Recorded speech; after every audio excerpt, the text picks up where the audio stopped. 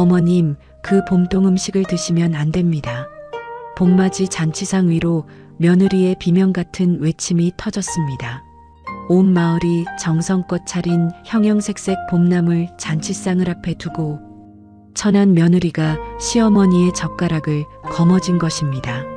헌데 그 봄나물 속에는 짐승만도 못한 사내에 소름 끼치는 음모가 숨어 있었지요. 과연 며느리는 무엇 때문에 잔치상을 뒤엎었던 것일까요? 조선야담소를 찾아주셔서 감사합니다. 구독과 좋아요는 사랑입니다. 그럼 이야기 시작합니다. 옛날 옛적 경상도 함양 땅 지리산 자락이 품은 깊은 산골 마을에 초연이라 불리는 약초꾼의 딸이 살고 있었답니다. 또 누룽지를 끓이고 앉았구나. 쌀독에 손댈 생각은 꿈에도 말거라. 시어머니의 서리빨 같은 호통이 새벽 부엌을 때렸고 초연은 움찔하며 누룽지 솥을 들고 부엌 구석으로 몸을 낮추었습니다. 차가운 흙바닥에 닿은 무릎이 시렸지만 초연은 숨소리조차 죽인 채 시어머니가 안방으로 돌아가기만을 기다릴 뿐이었지요. 초연은 약초꾼 강씨의 외딸로 태어났고 아버지는 지리산 골짜기를 제 집 드나들듯 헤매며 약초를 캐어 장에 내다 파는 것으로 근근히 살림을 이어가던 가난한 사내였으나 딸만큼은 금지옥엽으로 키웠고 산을 오를 때마다 어린 초연을 등에 업고 다니며 풀 한 포기, 뿌리 하나에 담긴 이치를 가르쳐주곤 했습니다. 아버지가 남긴 것이라곤 기울어진 초가집 한 채와 낡은 가죽 약초 주머니 하나뿐이었으나 그 주머니 속에는 아버지가 평생 산을 헤매며 그려넣은 약초와 독초 구별 그림 수십 장이 고이 접혀 들어 있었지요.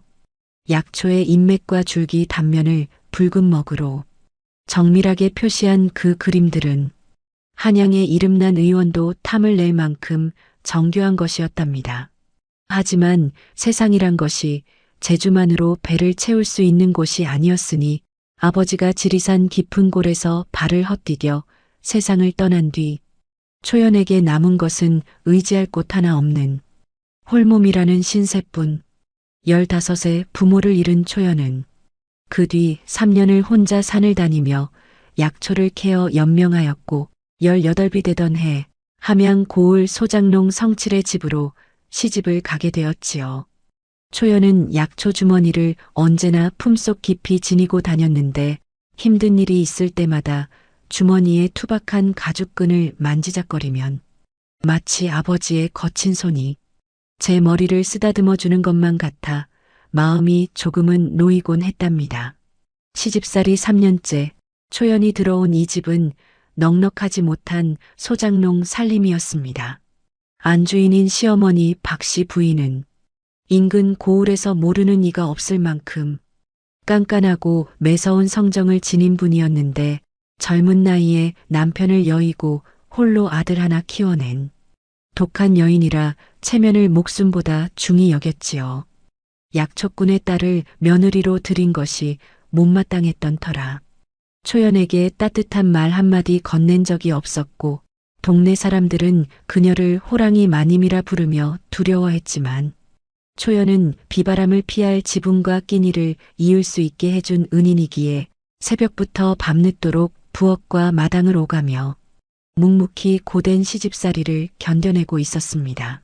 남편 성칠은 법 없이도 살 착한 위인이었으나 어머니의 말이라면 파리 목숨도 소중히 여길 만큼 지극한 효자였기에 아내의 고됨을 알면서도 꿀먹은 벙어리 마냥 입을 꾹 다물고 있을 뿐 초연이 부엌 구석에서 식은 누룽지로 끼니를 때우는 날에도 성칠은 안타까운 눈빛만 보낼 뿐 어머니 앞에서는 한마디도 못하는 사람이었으니 초연은 이 집에서 철저히 혼자라는 외로움을 날마다 삼키며 살아가고 있었지요.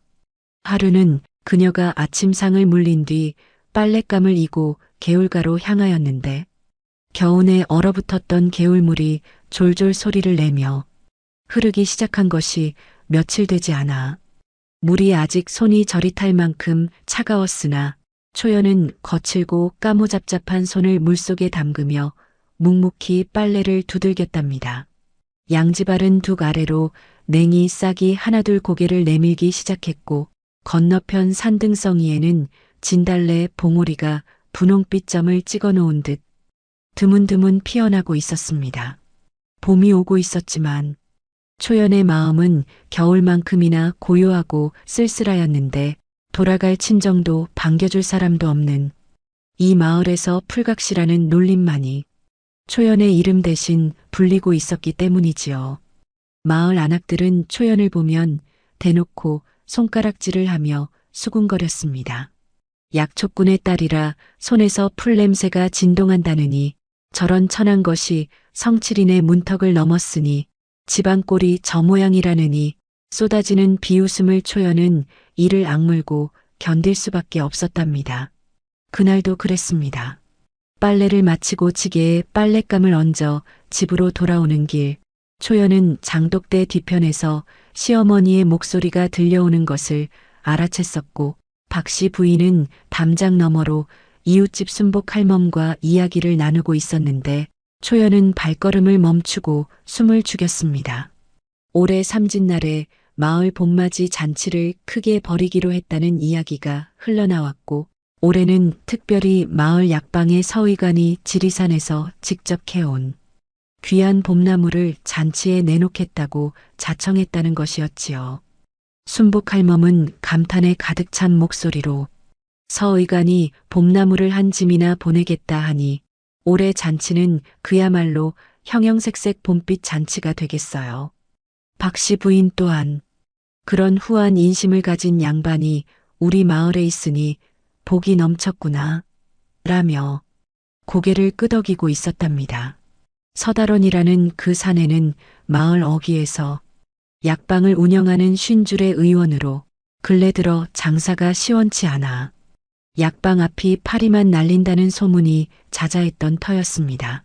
장사가 안 되어 쩔쩔매던 사내가 귀한 봄나무를 마을 잔치에 거저 내놓겠다니 그 갑작스러운 후한 인심이 어디서 비롯된 것인지 초연은 알 수 없는 깨름칙함을 느꼈으나 시어머니 앞에서 감히 입을 열 수 있는 처지가 아니었기에 빨랫감만 꼭 쥔 채 묵묵히 부엌으로 발길을 돌렸지요. 하지만 참으로 희한한 노릇이었습니다. 바로 그 이튿날 새벽 산에 약초를 캐러 가던 초연의 발걸음이 건너편 산등성이에서 깜빡이는 불빛 하나를 발견하고는 멈추고 말았는데 새가 울기도 전인 이 깊은 산골에 홀로 산을 오르는 사람이라면 나무꾼이거나 사냥꾼이 고작이었으나 그 불빛은 한 곳에 머물렀다가 이내 허리를 숙이기를 되풀이하는 것이 마치 무언가를 열심히 캐고 있는 모양새였답니다. 초연은 바위 뒤에 몸을 낮춘 채 숨을 죽이고 그 수상한 불빛의 움직임을 지켜보았습니다. 안개 사이로 어렴풋이 보이는 것은 검은 두루마기를 걸친 사내의 뒷모습이었고 사내는 풀 한 줌을 뽑아 올려서는 코에 가져다 대고 냄새를 맡은 뒤 등에 진 자루 속에 집어넣기를 반복하고 있었지요. 초연의 코끝에도 바람결을 타고 희미한 풀 냄새가 스며들었는데 그것은 이 산에서 나고 자란 초연에게조차 낯선 알싸하고 쓰디쓴 기운이었습니다. 보통 봄나물에서는 나지 않는 뭐라 형용하기 어려운 그 비린 듯 쓰린 냄새에 그녀는 얼굴을 찌푸리며 무심코 한 걸음 물러섰고 그 바람에 마른 가지가 발밑에서 뚝 하고 부러졌답니다. 사내의 어깨가 움찔하더니 고개를 휙 돌리는 것이 보였으나 초연은 이미 바위 뒤로 몸을 완전히 숨긴 터 심장이 귓가에서 쿵쿵 울릴 만큼 요란하게 뛰었고 한참을 숨죽이고 있다가 고개를 빼꼼 내밀었을 때에는 사내의 모습이 이미 안개 속으로 사라지고 없었지요. 새벽 산을 내려오는 내내 그 알싸한 냄새가 코끝에서 지워지지 않았고 초연은 아버지에게 배운 수백 가지 풀냄새 중에서 저것과 비슷한 것을 애써 떠올려 보았으나 딱히 들어맞는 것이 없었습니다. 다만 아버지가 입버릇처럼 하시던 말씀 하나가 머릿속을 맴돌았는데 봄나물은 빛깔이 너무 곱고 연한 것은 조심해야 한다. 독초일수록 사람 눈을 사로잡는 고운 빛깔로 유혹하는 법이라고 하셨지요. 그 말이 떠오르자 어제 담장 너머로 들었던 서의관의 봄나물 이야기가 불현듯 겹쳐지면서 가슴 한쪽이 서늘해지는 것을 느꼈으나 어둑한 새벽 안개 속에서 사내의 얼굴까지는 확인하지 못했던 터라 섣불리 입을 열 수도 없는 노릇이었답니다.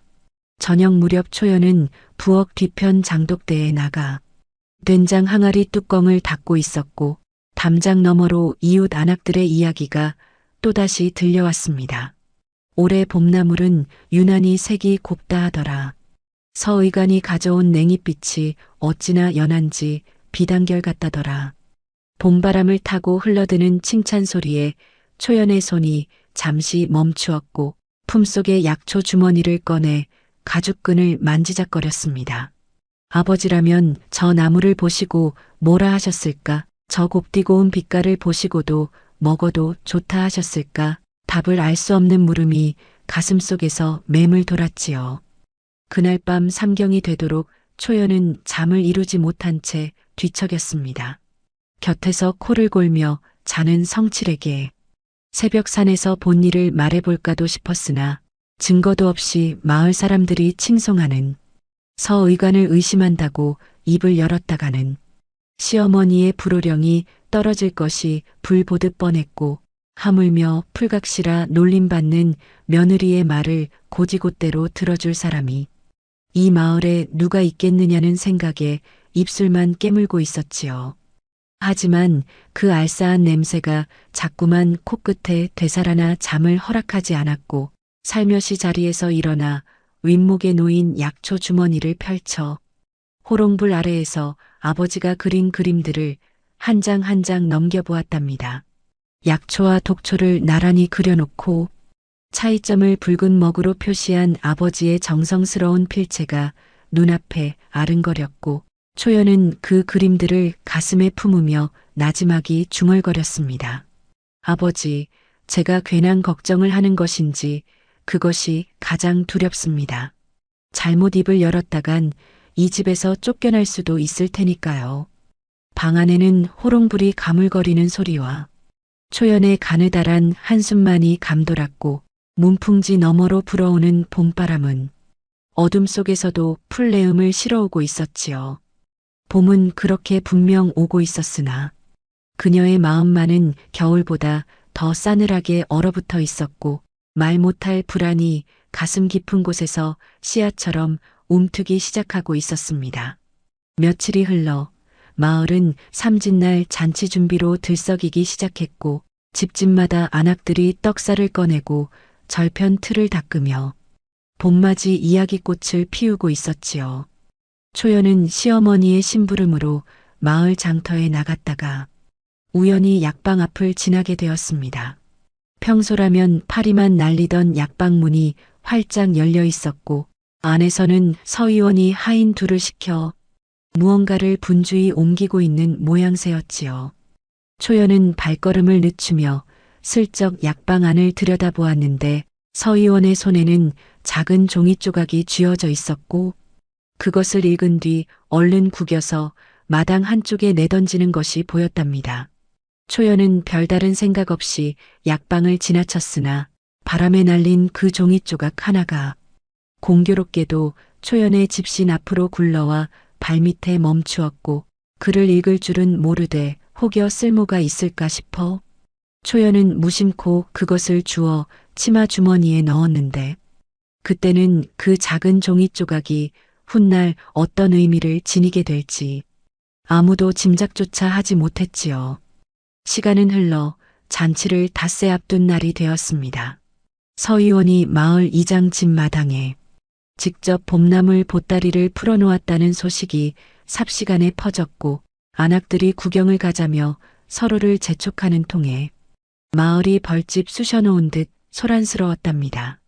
박씨 부인도 콧바람을 불며 나서는 길에 부엌에서 설거지를 하고 있던 초연을 한마디로 불러세웠지요. 할 일이 태산인데 어물어물 빈둥대고 있을 셈이냐. 이장 집에 가서 잔치에 쓸 나무를 받아오거라. 초연은 고개를 숙여 대답하며 행주의 손을 닦았으나 속으로는 가슴이 두근거리기 시작했습니다. 서의관의 봄나무를 직접 볼 수 있는 기회가 찾아온 것이었지요. 이장집 마당에 도착한 초연은 그 자리에서 숨이 멈추는 듯한 충격을 받았답니다. 넓은 멍석 위로 펼쳐진 봄나물의 빛깔이 그야말로 세상 모든 봄빛을 한자리에 모아놓은 것처럼 눈이 부시도록 아름다웠기 때문이지요. 연두빛 냉이와 쑥이 한쪽을 물들이고 보랏빛 도라지 싹이 그 옆에 가지런히 놓여 있었으며 노란빛 참나물 줄기와 붉은 기운이 감도는 두릅순이 멍석 위에서 저마다의 색을 뽐내고 있었는데 안악들은 감탄사를 연발하며 나물더미 주위를 빙 둘러쌌고 서의원은 너그러운 미소를 지으며 한가운데 서서 이것저것 설명을 곁들이고 있었답니다. 올해는 지리산 깊은 골에서 직접 캐온 것이라 빛깔이 유난히 고우며 이 냉이는 뿌리째 무쳐도 좋고 쑥은 절편에 넣으면 향이 그만이지요. 마을 사람들은 연신 고개를 끄덕이며 감사를 표했고 순복할멈은 서의관 덕에 올해 잔치는 그야말로 풍년이라며 두 손을 모아 인사까지 올렸지요. 초연은 안악들 틈에 끼어 조심스럽게 멍석 가장자리로 다가갔는데 눈앞에 펼쳐진 봄나물의 색채가 정말이지 곱기 그지없었으나 초연의 시선은 아름다움에 머물지 못하고 하나하나의 인맥과 줄기 끝을 훑고 있었답니다. 아버지에게 배운 버릇이 몸에 배어 있었기 때문이었지요. 냉이를 집어들어 잎 뒷면을 살짝 뒤집어 보았고 쑥 줄기를 손톱으로 살며시 긁어 단면의 빛깔을 확인했으며 참나물 잎을 코끝에 가져다 대어 향을 맡아보았는데 대부분의 나물에서는 봄 내음이 물씬 풍겨 코끝이 시원해지는 기분이 들었습니다. 헌데 멍석 한쪽 구석에 다른 나물들 사이에 섞여 놓인 이름 모를 풀 한 묶음이 눈에 들어왔는데 연두빛이 유난히 곱고 잎사귀가 얇아 얼핏 보면 돌나물이나 봄동과 구분이 되지 않을 만큼 비슷했지요. 하지만 초연이 그 풀의 줄기를 손톱으로 살짝 긁어 단면을 보는 순간 등줄기를 타고 차가운 기운이 스르르 내려오는 것을 느꼈습니다. 줄기 속이 비어 있었고 단면의 빛깔이 미세하게 누르스름한 것이 보통 봄나물과는 분명히 달랐던 것이지요. 그리고 코끝을 스치는 냄새. 초연은 소스라치게 놀라 손에 든 풀을 놓을 뻔했답니다.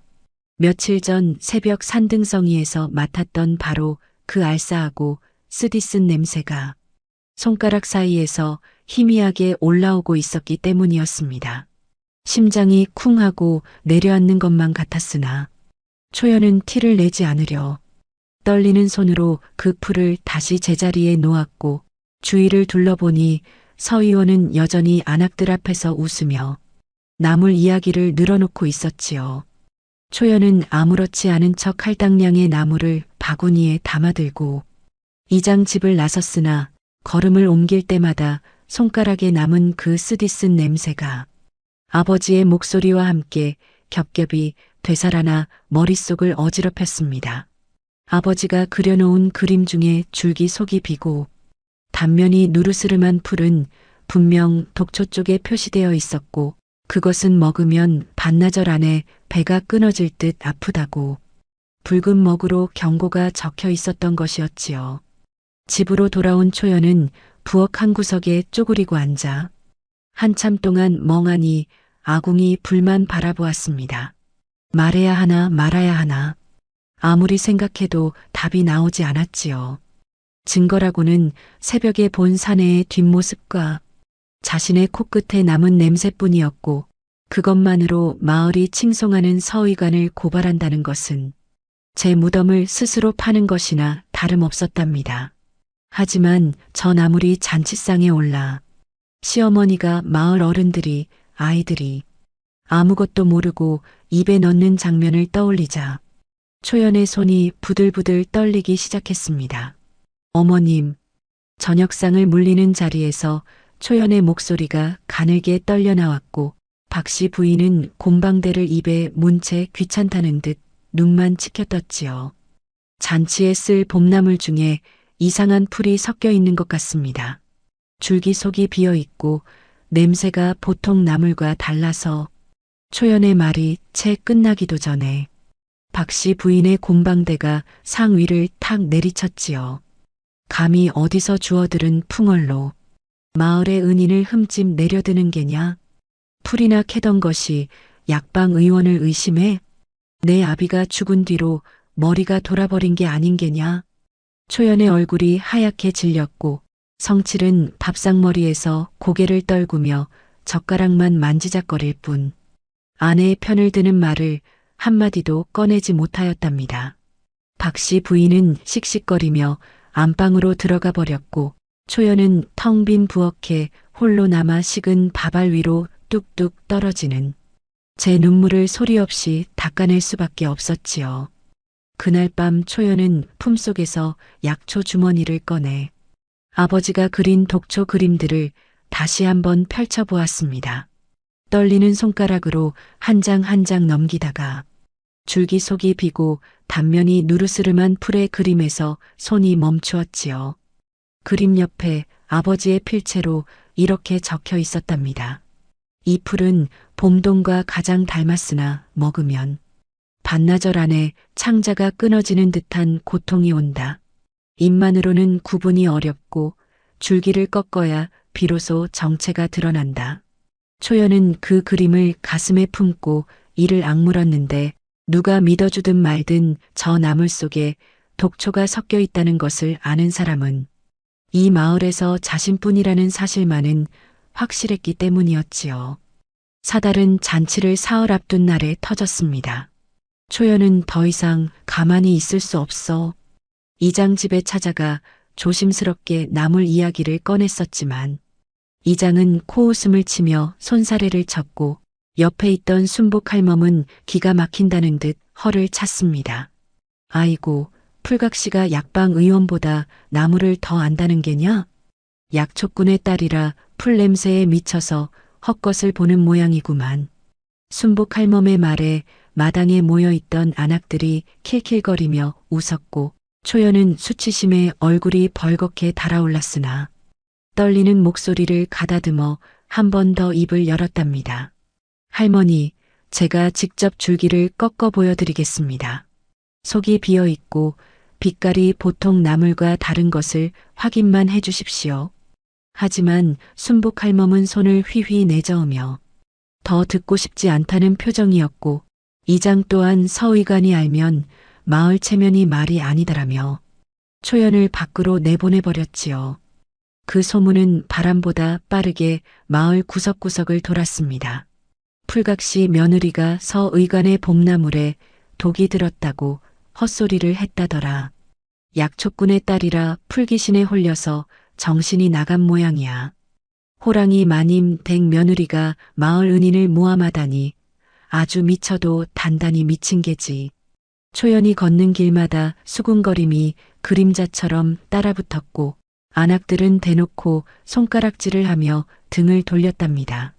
마을에서 초연의 편을 들어주는 사람은 단 한 명도 없었지요. 서의원의 귀에도 그 소문이 들어갔고 약방 안에서 혼자 차를 마시던 서의원은 초연이라는 이름을 듣는 순간 찻잔을 잡은 손이 미세하게 떨렸으나 이내 느긋한 미소를 지으며 자리에서 일어났답니다. 그는 곧장 이장 집을 찾아가 걱정 가득한 표정을 지어 보이며 나지막한 목소리로 말했지요. 이장 어른, 소인이 잔치를 위해 땀 흘려 준비한 봄나물을 아무런 증거도 없이 독초라 하다니 참으로 민망한 노릇입니다. 소인은 약방 의원으로 30년을 살아온 사람이거늘 약초꾼의 딸 하나가 의원의 눈을 의심한다 하면 소인의 체면은 어디에다 세우겠습니까?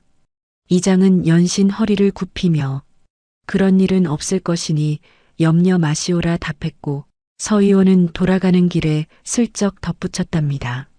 혹여 저 며느리가 잔치에 나와 또 소란을 피우면 잔치 분위기가 망가질 터이니 미리 단속을 해두시는 게 좋겠습니다. 이장은 그 말에 고개를 끄덕였고 서의원은 약방으로 돌아가며 입꼬리를 살짝 올렸지요. 그날 저녁 박씨 부인에게 이장으로부터 전갈이 왔습니다. 풀각시 며느리 때문에 마을 체면이 깎이고 있으니 잔칫날에는 밖으로 내보내지 말라는 내용이었답니다. 박씨 부인의 분노는 하늘을 찔렀고 체면을 목숨보다 중히 여기는 그녀에게 며느리가 마을의 웃음거리가 되었다는 것은 참을 수 없는 치욕이었기 때문이지요. 내 얼굴에 먹칠을 하고도 정신을 못 차렸구나. 당장 나와서 무릎을 꿇어라. 초연은 마당에 끌려나와 무릎을 꿇었고 박씨 부인은 곰방대를 들어 마당바닥을 내리치며 이를 갈았습니다. 잔치가 끝날 때까지 방에서 코빼기도 내밀지 말거라. 한 발자국이라도 밖으로 나가는 날엔 이 집 문턱을 다시는 넘을 생각을 말거라. 성칠은 사랑채 문틈으로 그 광경을 지켜보면서도 입술만 파르르 떨 뿐 끝내 한마디도 못하고 고개를 떨구었답니다. 이튿날 아침 초연은 안방 옆 작은 광에 갇히고 말았고 박씨 부인은 광문에 쇠빗장을 걸며 절대 나오지 말라고 엄명까지 내렸으니 초연은 그야말로 꼼짝없이 갇혀버린 신세가 되고 말았지요. 좁은 광 안에는 곡식 자루와 빈 항아리만이 늘어서 있었고 한 줄기 빛도 들어오지 않는 어둠 속에서 초연은 무릎을 끌어안은 채 한동안 미동도 하지 못했답니다. 너무 억울하여 눈물이 쉴 새 없이 흘러내렸으나 소리를 내어 울 수도 없는 것이 더욱 가슴을 조였지요. 누구 하나 제 말을 들어주는 사람 없이 미치광이 취급만 당한 채 어둠 속에 갇혀 있자니 차라리 이 집을 박차고 나가 산으로 돌아갈까 하는 생각이 한순간 머릿속을 스쳐 지나갔지만 그 순간 눈앞에 떠오른 것은 잔치상 위에 오를 형형색색 봄나물과 아무것도 모른 채 그 나물에 젓가락을 뻗을 시어머니의 주름진 손이었습니다. 초연아, 내가 옳다고 믿는 것을 말하지 못하면 그것은 아는 것이 아니다. 산을 오르며 늘 하시던 그 말씀이 귓가에 울리는 듯했고 초연은 눈물을 훔치며 이를 악물었지요. 쫓겨나더라도 좋다, 맞더라도 좋다. 하지만 저 나물이 잔치상에 오르는 것만은 두 눈 뜨고 볼 수 없다. 해가 뉘엿뉘엿 서산으로 기울 무렵 잔치를 이틀 앞둔 저녁 마을 사람들이 저마다 집으로 돌아가 저녁 연기가 피어오르는 시각을 틈타 초연은 광의 환기 구멍을 발견하여 간신히 몸을 빼냈습니다. 가시에 찔려 팔뚝이 긁혔으나 아랑곳하지 않았고 담장을 넘어 이장 집 마당으로 향하였는데 멍석 위에 덮개를 씌워놓은 봄나물 더미가 어둠 속에서도 희미하게 윤곽을 드러내고 있었고 초연은 떨리는 손으로 덮개를 들추어 그날 보았던 의심스러운 풀 한 줌을 찾아냈답니다. 손가락 사이에서 또다시 그 알싸한 냄새가 올라왔고 초연은 치마폭에 그 나무를 조심스럽게 감싸 품에 안았습니다. 이것이 증거가 되어줄 것이라 믿으며 왔던 길을 되돌아 광으로 돌아갔던 것입니다. 광 안어둠 속에서 초연은 치마폭에 감싼 나무를 풀어 코끝에 가져다 대고 다시 한번 냄새를 맡아보았는데 틀림없이 아버지가 그려놓은 독초 그림 속의 그 풀, 봄동과 가장 닮았으나 먹으면 창자가 끊어지는 듯한 고통이 온다는 바로 그 풀의 냄새였습니다. 초연은 나무를 다시 치마폭에 싸서 품속 깊이 넣고 마음을 다잡았지요. 아버지, 내일 제가 무슨 짓을 해도 용서해 주세요. 쫓겨나더라도 저 나물이 사람들 입에 들어가는 것만은 막을 것입니다. 하지만 초연에게 잔치 전날 밤은 그 어느 때보다 길고 무거웠답니다. 광 밖에서는 잔치 준비에 들뜬 마을의 왁자지껄한 소리가 들려왔고 떡지는 냄새와 기름에 전 부치는 고소한 향이 바람을 타고 좁은 환기 구멍으로 스며들어왔지요. 내일이면 저 봄나물이 형형색색 무침과 전으로 변하여 잔치상 위를 수놓을 것이었습니다. 초연은 가슴 위에 약초 주머니를 올려놓고 눈을 감았으나 잠은 오지 않았고 다만 아버지의 목소리만이 어둠 속에서 메아리치고 있었지요. 내가 옳다고 믿는 것을 말하지 못하면 그것은 아는 것이 아니다. 새벽빛이 환기 구멍 사이로 가느다란 실오라기처럼 스며들 무렵 초연은 부릅뜬 눈으로 천장을 올려다보며 주먹을 불끈 쥐었습니다. 드디어 삼진날 아침, 봄볕이 마을 전체를 환하게 물들이고 있었고 이장집 마당에는 새벽부터 안악들이 모여들어 떡판을 두들기고 나무를 묻히느라 분주했지요. 형형색색 봄나물 무침이 소반 위에 가지런히 올라가기 시작했고 쑥절편의 진한 초록빛과 냉이전의 고소한 기름 냄새가 마을 골목골목까지 퍼져나가고 있었습니다. 서의원은 일찍이 마당 한쪽에 자리를 잡고 앉아 느긋한 미소를 띤 채 준비 과정을 지켜보고 있었는데 이장이 다가와 허리를 굽히며 서의원 덕에 올해 잔치가 이리 풍성하니 참으로 고마운 일이오라고 말하였고 서의원은 겸손한 채 손을 내저으며 답했답니다. 별 말씀을요. 마을 잔치에 보탬이 되었다면 그것으로 족합니다. 그 너그러운 미소 뒤에 무엇이 숨어 있는지는 아무도 알지 못하였지요. 한편 초연은 어젯밤 몸을 빼냈던 환기 구멍 앞에 다시 섰고 이를 악물고 끝내 몸을 빠져나왔는데 마당에는 아무도 없었고 시어머니와 성칠은 이미 잔치에 나간 뒤인 듯 했답니다. 초연은 흐트러진 옷매무새를 대충 여미고 이장 집을 향해 뛰기 시작했습니다. 이장 집 마당에 도착했을 때는 잔치가 이미 한창이었지요. 마을 사람들이 둘러앉은 잔치상 위에는 형형색색 봄나물 요리가 가득 차려져 있었고 그 한가운데 봄동 무침과 나물전이 마치 봄꽃이 핀 듯 곱디고 온 빛깔을 뽐내고 있었답니다. 이장이 덕담을 늘어놓으며 첫 젓가락을 권하는 순간이었고 박씨 부인은 잔치상 상석에 앉아 봄동 무침 쪽으로 젓가락을 뻗고 있는 찰나 어머님, 그 봄동 음식을 드시면 안 됩니다. 초연의 비명 같은 외침이 잔치 마당을 갈랐지요.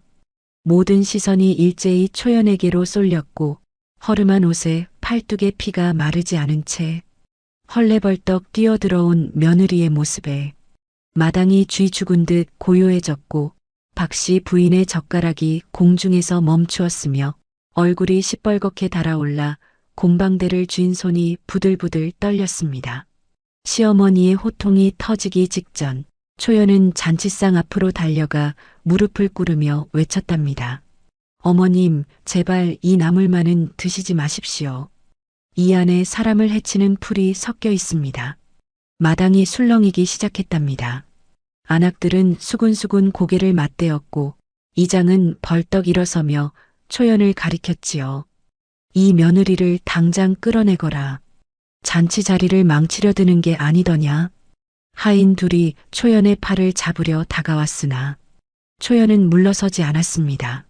잠깐만 기다려 주십시오. 증거가 있습니다.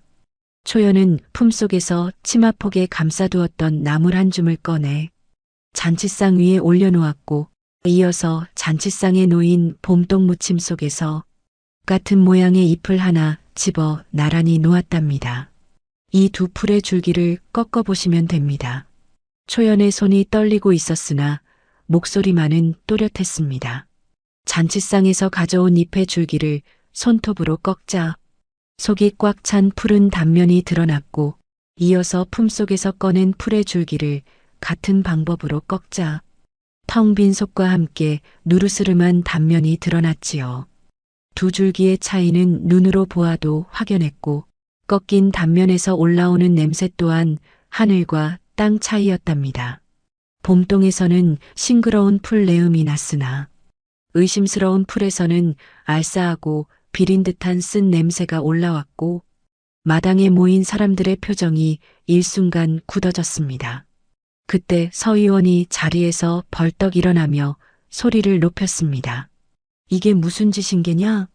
감히 약초꾼의 딸이 풀냄새에 미쳐서 잔치를 망치려 드려는 게냐?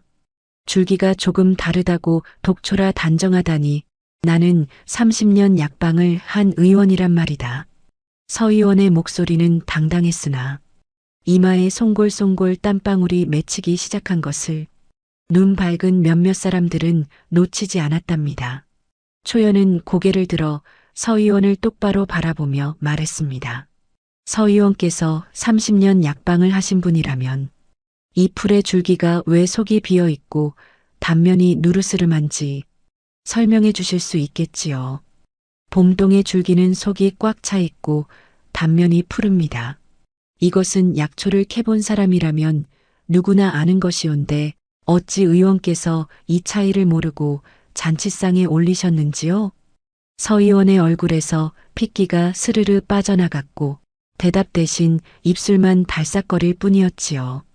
바로 그때 초연은 품속에서 아버지의 약초 주머니를 꺼냈습니다. 낡은 가죽끈을 풀어 그 안에서 접힌 종이 한 장을 펼쳤는데 그것은 아버지가 직접 그린 독초 구별 그림이었답니다. 줄기 속이 비고 단면이 누르스름한 풀의 그림 옆에 붉은 먹으로 이렇게 적혀 있었지요. 이 풀은 봄동과 가장 닮았으나 먹으면 반나절 안에 창자가 끊어지는 듯한 고통이 온다. 입만으로는 구분이 어렵고 줄기를 꺾어야 비로소 정체가 드러난다. 초연이 그 그림과 실물을 나란히 놓자 마당에 탄식이 터져나왔고 안악들은 자신들이 무침으로 만든 그 나무를 떠올리며 얼굴이 사색이 되었답니다. 아직 증거가 하나 더 있습니다. 초연은 떨리는 손으로 치마 주머니를 뒤져 구겨진 종이 조각 하나를 꺼냈습니다. 며칠 전 약방 앞에서 주운 것이었으나 글을 읽지 못하는 초연은 그 내용을 알 수 없었지요. 저는 글을 모르옵니다. 누가 이것을 읽어주시겠습니까? 이장이 종이 조각을 받아들고 눈을 가늘게 뜨며 읽기 시작했는데 읽을수록 이장의 얼굴이 돌처럼 굳어졌답니다.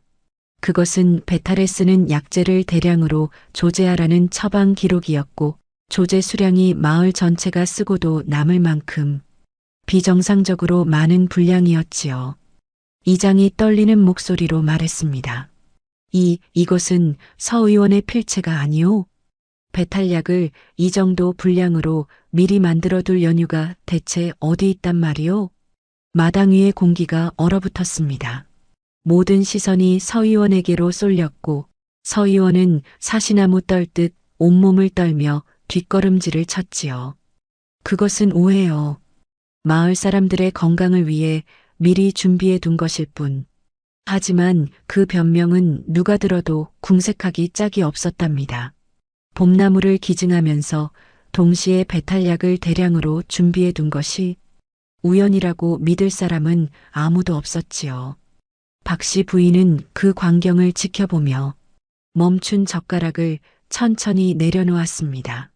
방금 전까지 입에 넣으려 했던 봄동 무침, 그 곱디고 온 빛깔 속에 제 창자를 끊어놓을 독이 들어있었다는 것을 비로소 깨달은 순간이었지요.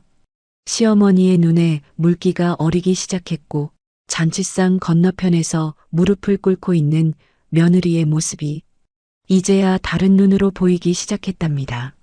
찢어진 옷, 피가 마른 팔뚝, 그리고 부들부들 떨리면서도 끝내 물러서지 않는 그 눈빛, 미치광이가 아니었습니다.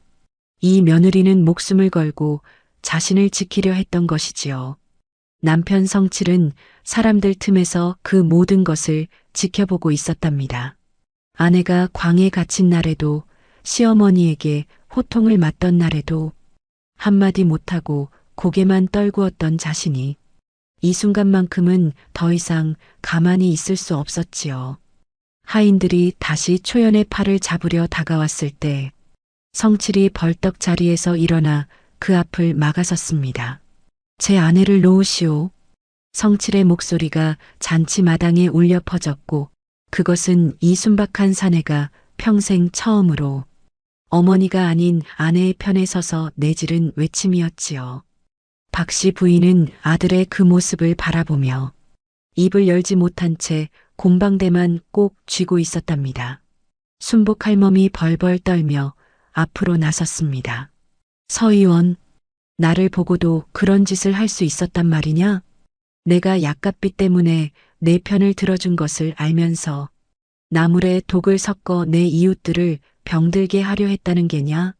순복 할멈의 주름진 얼굴에 배신감과 분노가 뒤섞여 일그러졌고 마을 사람들의 시선은 이제 완전히 서 의원을 향해 차갑게 굳어졌지요. 서 의원은 더 이상 버틸 수 없었습니다.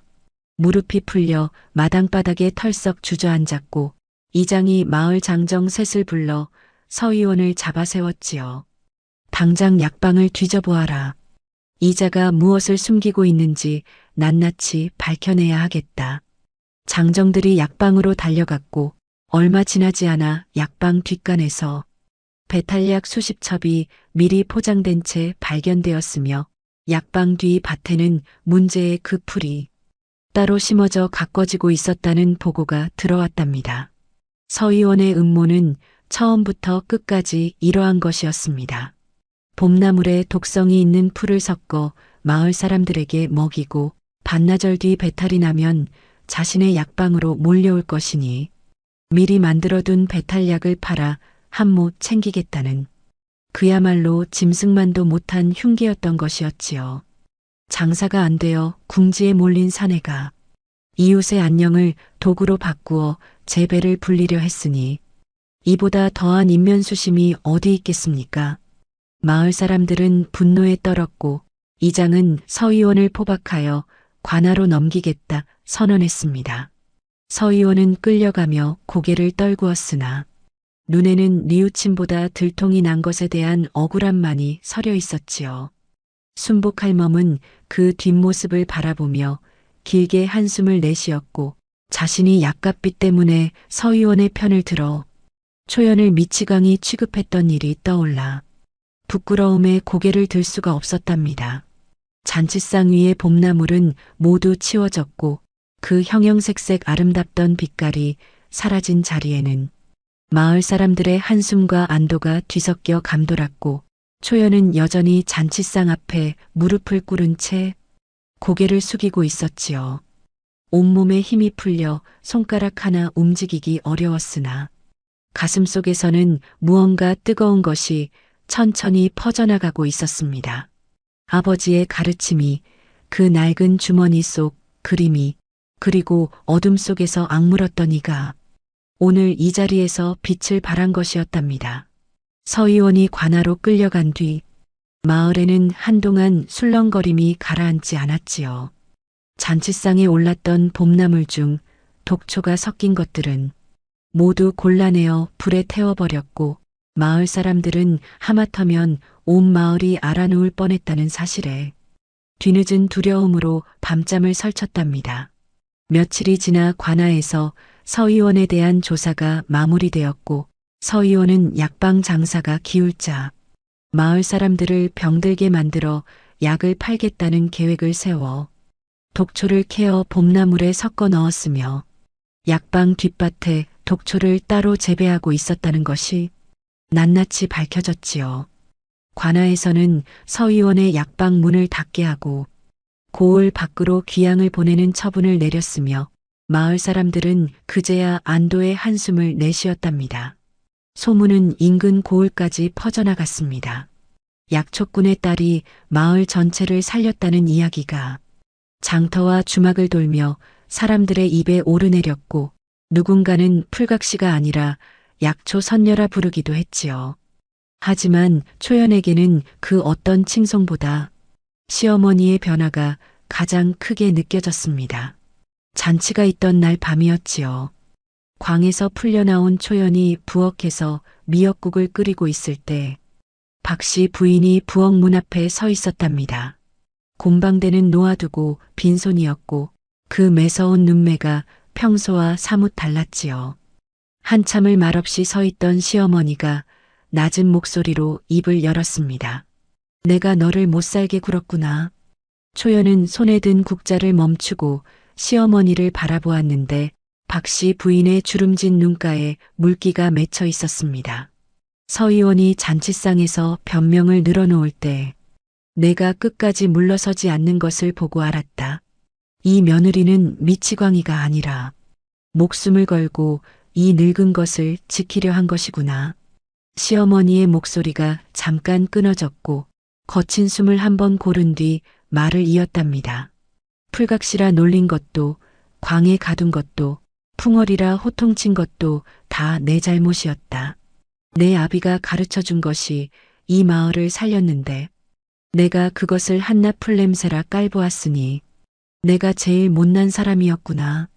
초연은 국자를 놓고 시어머니 앞에 무릎을 꿇었습니다. 어머님, 그런 말씀 마셔요. 어머님이 계셨기에 제가 이 집에 발붙이고 살 수 있었습니다. 박씨 부인은 더 이상 말을 잇지 못하고 며느리의 거칠고 까무잡잡한 손을 두 손으로 꼭 잡았지요. 그 투박한 손등 위로 시어머니의 눈물이 떨어졌고 좁은 부엌 안에는 미역국 끓는 소리와 두 여인의 흐느낌만이 오래도록 감돌았답니다.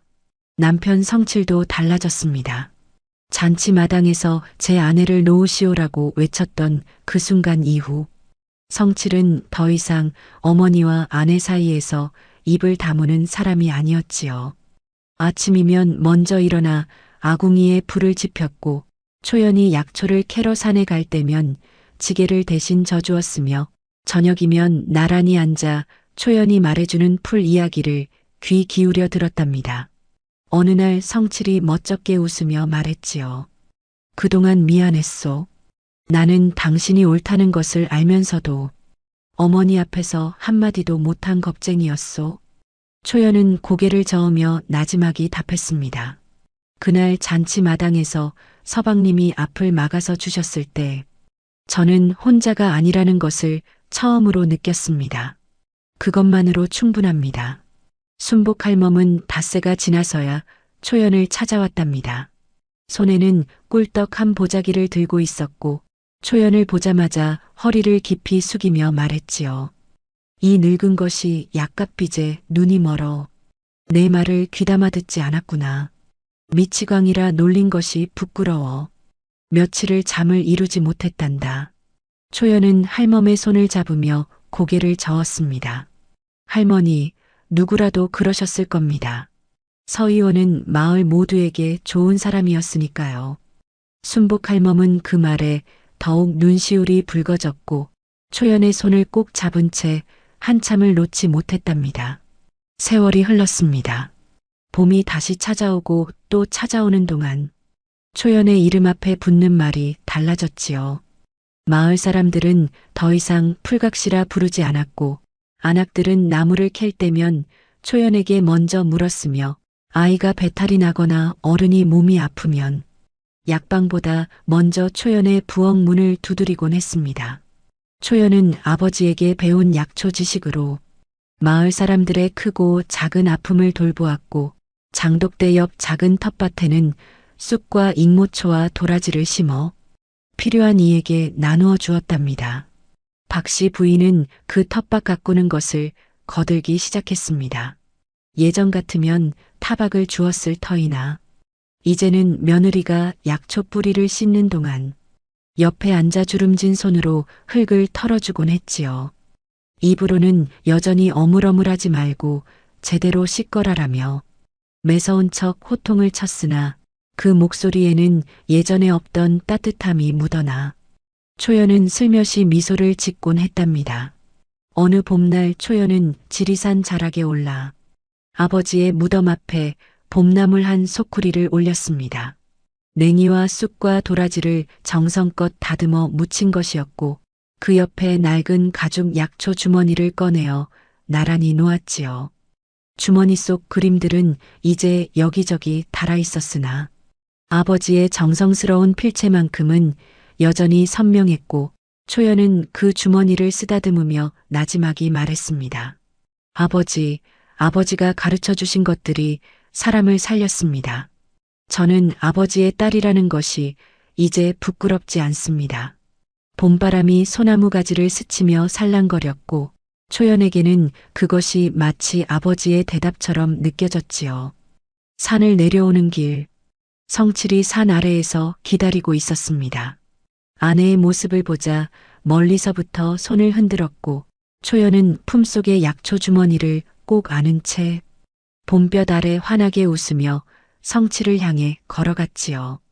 그날 저녁 초연은 텃밭에서 캐온 봄동으로 비빔밥을 무치고 미역국을 끓였는데 박씨 부인과 성칠 그리고 초연이 둘러앉은 저녁상 위에는 더 이상 독도 없고 거짓도 없는 세상에서 가장 깨끗한 봄빛만이 소복하게 담겨 있었답니다. 세상에서 가장 아름다운 봄나물이 세상에서 가장 무서운 독이 될 수 있다는 것을 이 이야기는 조용히 보여주었습니다. 하지만 그보다 더 중요한 것이 있었지요.